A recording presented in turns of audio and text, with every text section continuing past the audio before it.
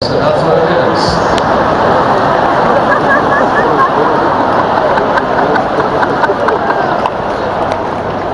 It is so-so, you know?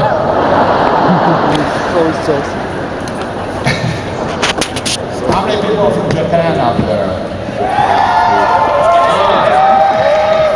Good. Please don't speak to me in Japanese. I flunked out of English and I flunked Japanese too. Anyway, and Medicare, what a joke that is. And so you guys cannot be in a better industry. Wealth and health, the two biggest problems facing America today. I wanted to speak to you today. So, I'll go over a little bit of why I speak and do these things.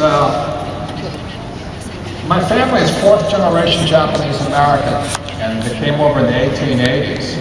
And the way to get out, and we came as plantation workers, indentured servants, $1 a day. And I often thank my African American friends and President Lincoln. I said, without you guys, we might have come over as slaves also, you know. But we weren't paid very much. And so my family kept saying the only way off the plantation, the sugar plantations or the pineapple plantations of Hawaii, was to go to school. So our family, my family is very, very educated, highly educated, PhDs, master's degrees, and I'm the only guy with a Bachelor of Science, which stands for BS, which is the lowest degree we have. My parents could pressure me, you gotta go to school. I could never understand why I had to go to school. And I didn't realize that that was the only way for them to get off the plantation. Now this was the problem.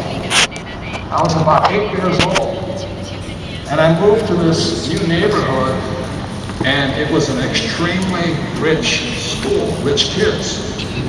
And so I go to this rich kids' school, and I start hanging out with these rich kids. And suddenly they invite me to their houses, and I'm in their houses, little boy, and I'm saying, there is a difference, you know. Nice house, we live in a small house. My old man's a PhD, his old man's a crook. What's the difference?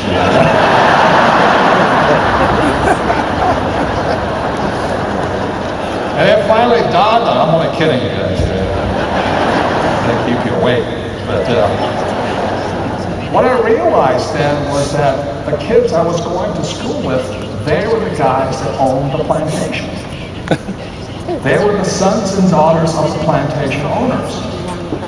And I realized I was the guy trying to get off the plantation. So my mom and dad has a PhD, my mother's her degree in nursing, you know. We got off the plantation, but we never learned how to own the plantation.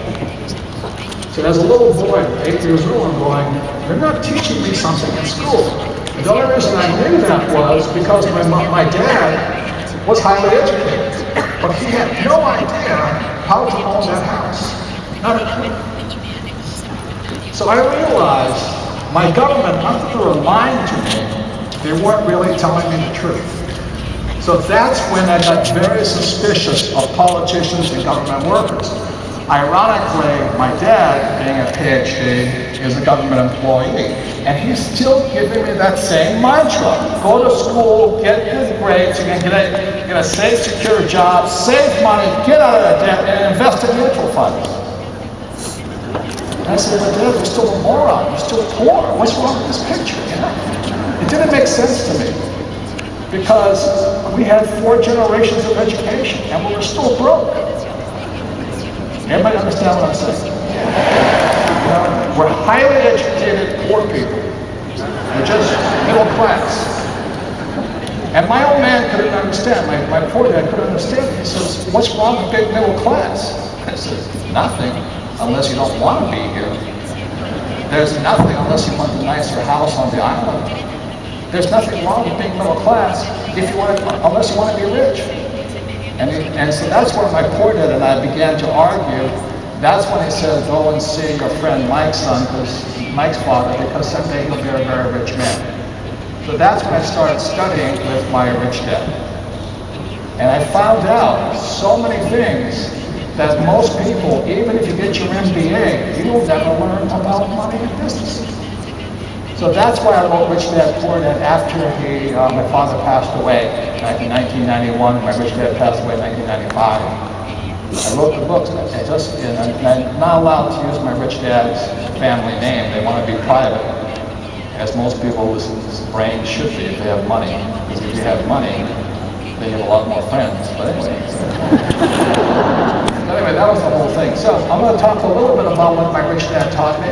I was only 9 years old when he began to teach me, and he very simply began to teach me playing the game of Monopoly. And we'd sit there and play Monopoly, and I'd sit there and go. Then I'd go home to my poor dad, and he'd say, "Wait a minute, all there! I've been playing Monopoly. Listen, don't waste your time.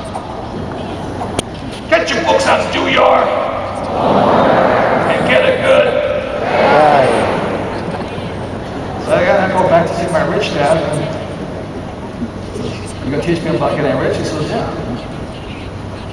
We play the game."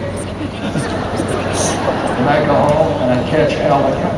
And I go see my rich dad and we play Monopoly. And I go home and I catch hell again. And I go, "What's wrong with this picture?" So one day I asked my rich dad, I said, "Why are you playing this game?" And he very simply said, "Well, the game of Monopoly is the formula for great wealth. It's not the only formula, it is one of the formulas." I said, "What's the formula?" He said, 4 green houses, 1031 Red Hotel. That's all you have. Mr. Bob Allen, you understand that, right?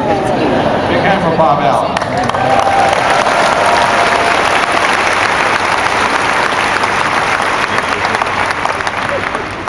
Because it was Bob Allen's book, Creating Wealth, changed my life. And also it was Bob Allen, I want to thank him for that. And Bob Allen, a number of years ago, I was retired. I had followed the Creating Wealth formula. My wife and I were financially free. And I sat down in his class and I listened to him speak about writing a book. Now, so I want to give you the credit for that. But,